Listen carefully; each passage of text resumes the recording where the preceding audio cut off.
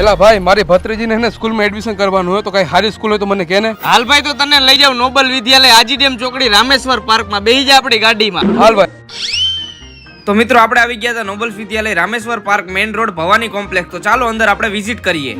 હાલ ભાઈ તને નોબલ વિદ્યાલયમાં વિઝિટ કરાવવું અને તારી ભત્રીજીનું એડમિશન કરાવવું.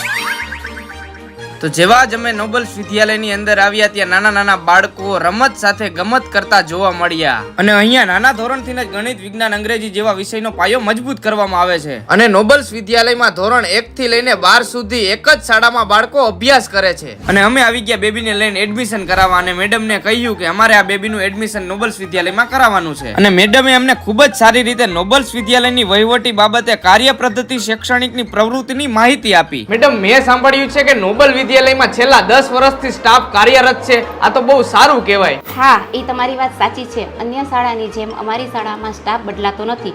છેલ્લા 10 વર્ષથી અમારી શાળામાં એક જ સ્ટાફ સતત કાર્યરત છે. અને પછી મેડમે બેબીનું એડમિશન ફોર્મ ભર્યું વિગતવાર અને અમે બેબીનું એડમિશન નોબલ વિદ્યાલયમાં કરાવ્યું. તમારું એડમિશન કન્ફર્મ છે.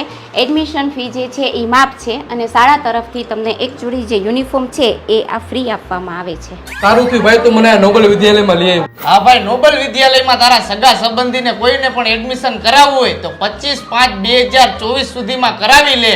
અહીંયા એડમિશન ફી પણ માફ છે અને સ્કૂલ ડ્રેસ પણ ફ્રી છે. તો સારું કહેવાય ભાઈ. હા તો મિત્રો મેં તો મારી ભત્રીજીનું એડમિશન કરાવી લીધું છે.